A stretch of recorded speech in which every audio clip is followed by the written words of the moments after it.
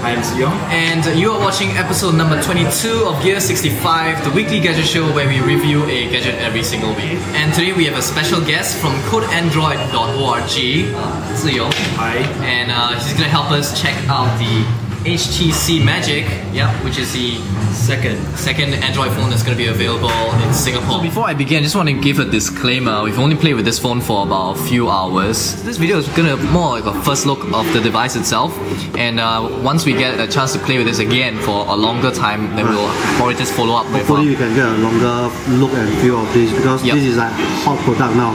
It's not even launched in Singapore. This will be launched in early June. Early June, yes. And Tech65 always gets early scope.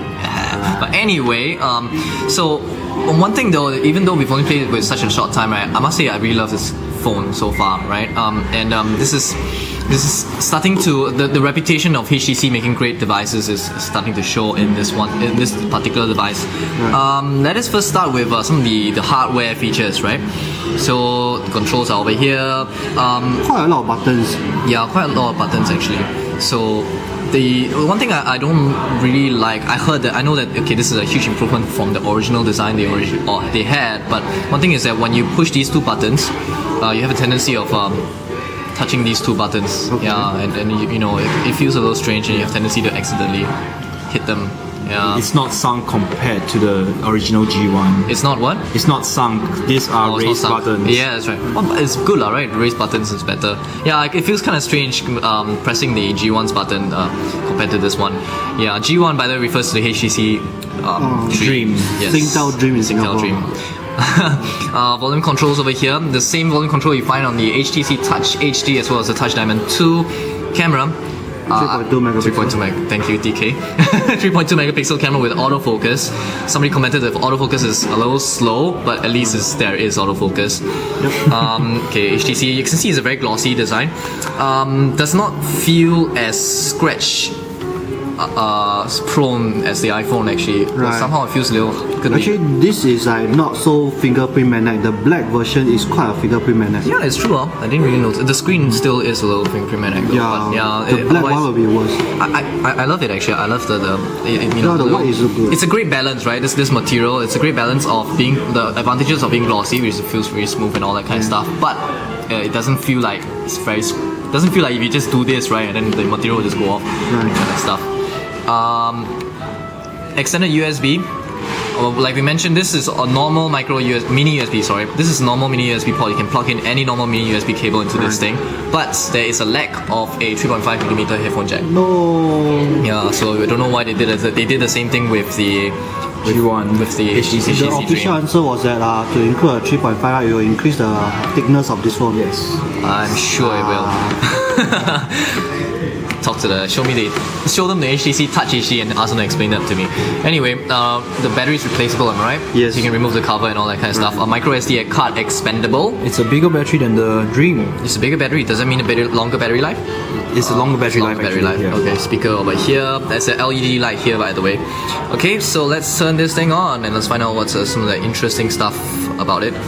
Menu. The last time we played with the HTC Dream was really months ago, right? That was like really early software build, and that phone was the Android was kind of laggy and stuff. But this one feels a lot better, and I mean, look, the menu and all that is really great. We're not going to spend too much time on Android itself. I think one day we will get our friend here to actually do a little walkthrough of Android, because it's really, really amazing. He shows some really cool stuff you can do with Android. A lot of cool stuff.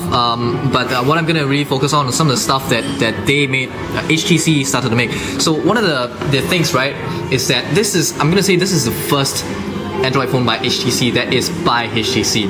The HTC Dream, right, otherwise known as Singtel Dream, I just hate saying that, but the HTC Dream, right, was actually more of a Google phone, right? Google stuff, Google did everything, right? But with this one, they actually did changes, just like HTC always likes to do with the Windows mobile phones. They added some of their own strengths, right? So one of the things that they did was,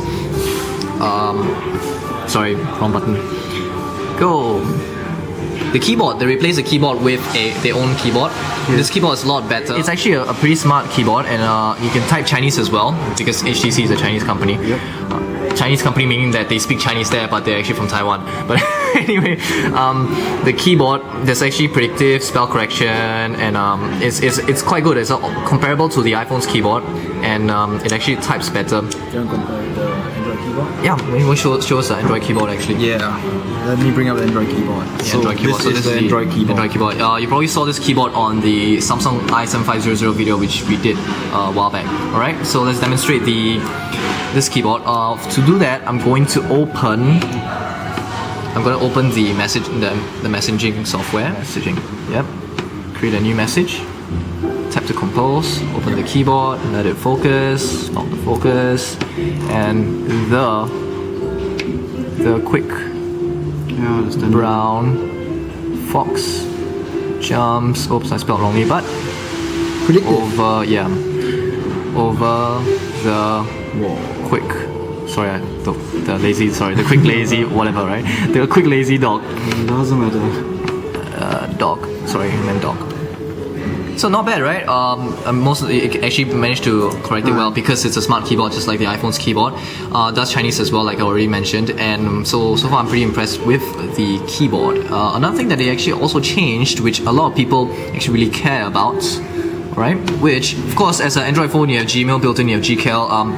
It's really nice. It's really nice application, right? A mobile application of a mobile version of the Gmail and GCal. I'll show you that later.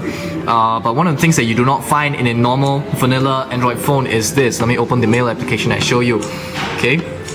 This phone has native Microsoft Exchange support. This is a HTC only thing, right? So unless Samsung does the same thing, you're not gonna find it on the Samsung. So you can actually have native Exchange support, which is great. It's awesome. Oh, gotta show you this.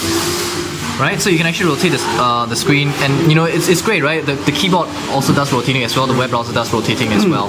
Yeah, notification panel. Okay, so you can actually see when SMSs come in or while you're doing other stuff, instant messaging. So yeah, this is really nice. I actually like this. There are actually two more things that HTC put inside this magic. Okay. It's a PDF reader. Oh yes, Quick Office. The Quick Office. So right out of the box, you have a PDF reader and you have Quick Office, right? Right next to it. Quick Office. So you have an Office application. Is it a reader or a full editor? You can edit. So it runs from the memory card. Really nice. I think there's really a few documents inside memory card. Okay, this is about HTC. Oh, this is their own. Oh, okay. I can touch and hold to see properties. Okay, so can I actually edit the document? No, I can't. So it's more of a reader, right? It's a document reader. But not bad, it's great out of the box. You have some enhancements there already. Capacitive touchscreen, by the way, if you haven't actually already noticed. That's the way to go. Yep. So yeah, this is the HTC Dream. It's retailing at 1048. Yeah, 1048 without a contract at this point in time. It will be until this is the first phone that's going to be first Android phone that's going to be available for all the 3 service providers in Singapore: Singtel, StarHub, and M1. So which is good, right? That means it's going to be competition, which means the price is going to drop. Available early June. Available early June. So overall, we really like this phone, but if you want, you can wait for us to review this again when they give us more time. We've only played with this for about a few hours, but once we played with this for about a week or so like that, we will tell you whether is this confirmed really that good. Right. So far, the first look is really very good. So far, the first look is really good. We haven't unscrew it, we haven't opened it up, haven't pulled out the chip and put it back in and see whether it still works.